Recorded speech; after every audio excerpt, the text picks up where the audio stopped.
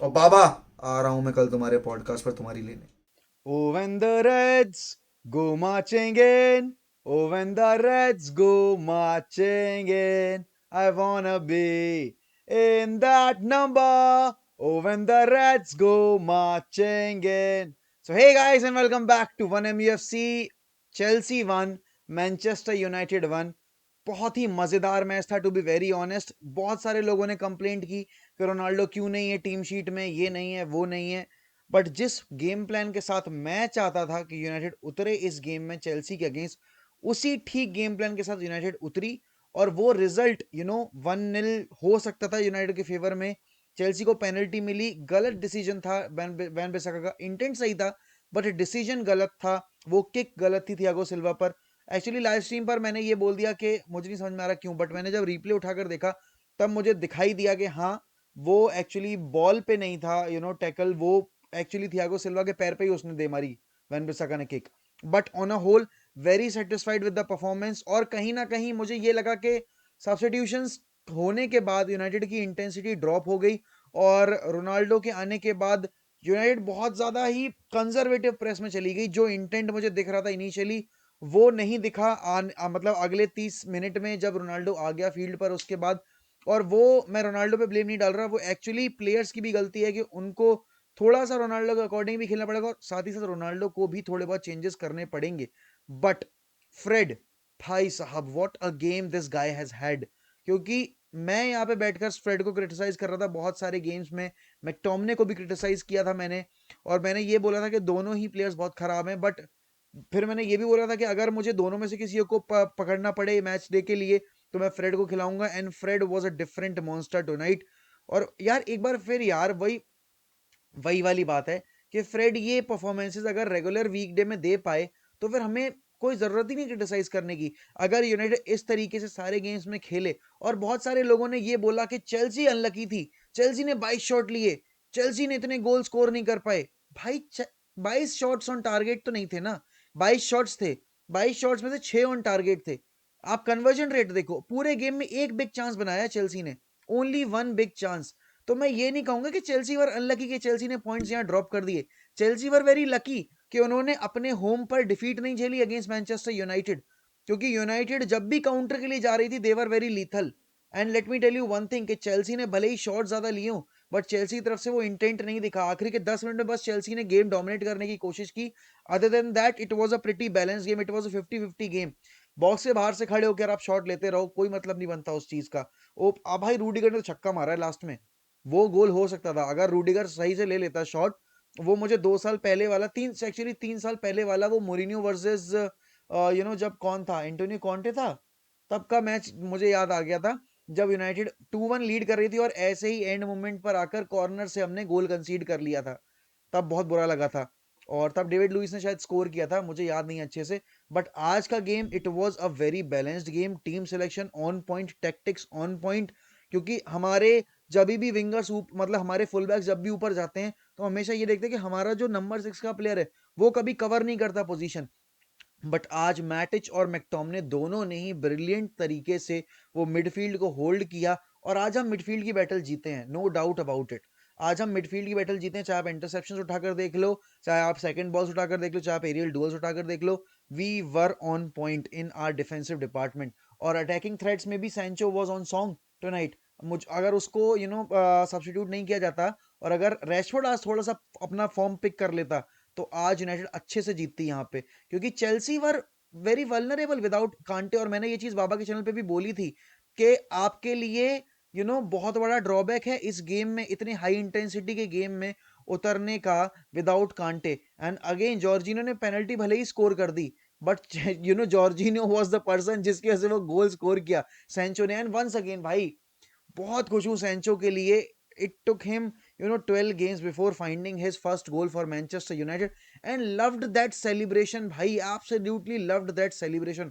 मजा आ गया देखकर कि जिस तरीके से सैंचो ने वो सेलिब्रेट किया है goal, and everyone in the crowd was celebrating it.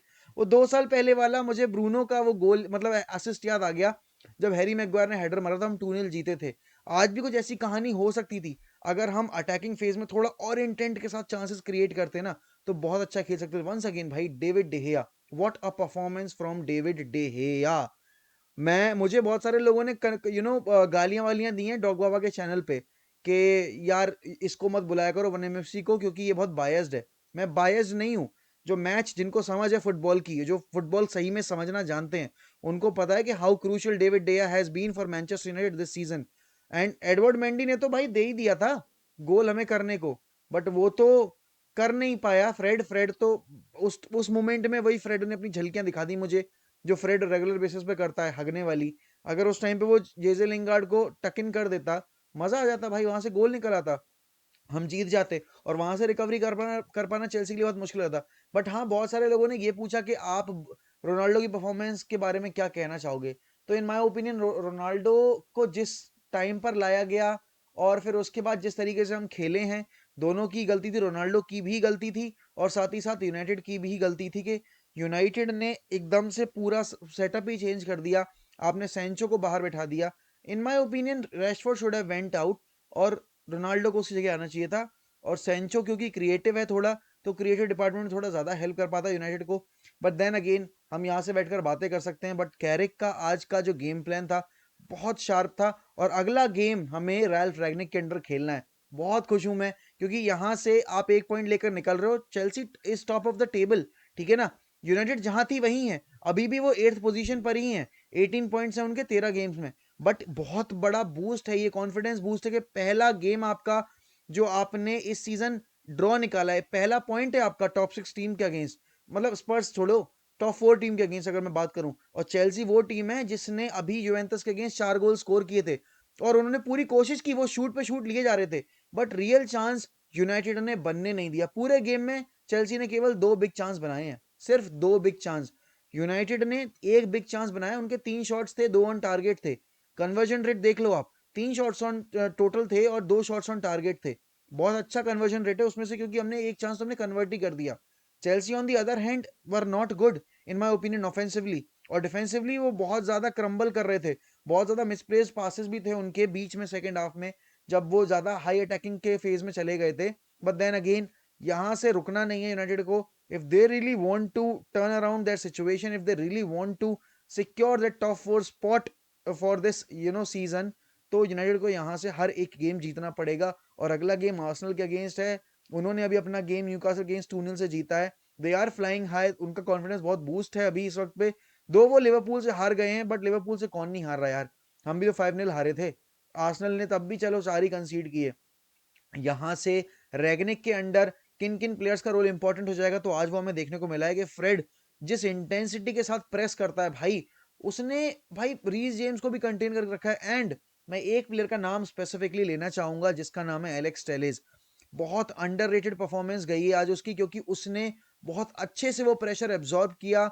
वो असिस्ट जो निकल कर आया सेंचो के गोल के लिए, कहीं ना कहीं वो सेंचो एलेक्स टेलेस की बॉल थी जो जॉर्जिनो सही से कंट्रोल नहीं कर पाया, और इवेंचुअली सेंचो ने उसको गोल के अंदर डाल दिया।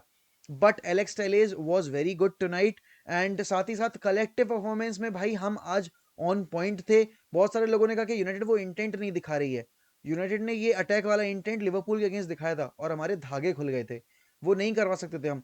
लिवरपूल के अगेंस्ट जो हमने किया था, वो उससे बचने के लिए हमने सिटी के अगेंस्ट इतना ज्यादा डिफेंसिव चले गए कि हमने पोजेशन ही नहीं लिया। आज मुझे वो इंटेंसिटी दिखी कि यूनाइटेड प्रेस भी करने जा रही है, बट साथ ही साथ अपना शेप जो है वो लूज नहीं कर रही। और मेरे हिसाब से, मतलब लोग शायद जज करें मुझे या जो भी करें, बट रोनाल्डो के आने से पहले यूनाइटेड का प्रेस वाज बेटर, यूनाइटेड की इंटेंसिटी वाज बेटर। रोनाल्डो के आने के बाद सेंचो जब निकल गया तो इंटेंसिटी ड्रॉप हो गई। मेरे हिसाब से हमने गलत प्लेयर को सब्स्टिट्यूट किया। मैकटोमने पहले येलो पे था, उसको अगर हम सब्स्टिट्यूट कर लेते तो हमारे पास अटैक में ऑप्शंस हो जाते और काउंटर पे हम ज्यादा बेटर कर पाते।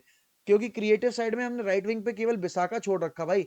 बिसाका थोड़ी कुछ कर पाएगा, बिसाका के बस की नहीं है क्रॉस डालना, और बिसाका ने वही किया एंड में। बिसाका ने सेकंड हाफ में बहुत बार पोजीशन लूज भी किया। और अगर इस हिसाब से बिसाका खेलता रहा तो अगले आने वाले सीजन में बहुत मुश्किल होने वाली है बिसाका के लिए अपनी मतलब अपनी टीम में जगह बचा पानी। क्योंकि रैगने की ये सब बर्दाश्त नहीं करेगा। वो चीजें परफेक्ट चाहता है और वो बंदा बहुत ही ज्यादा जिद्दी है। ये मान के चलो कि पेप गार्डियोला का बाप है वो।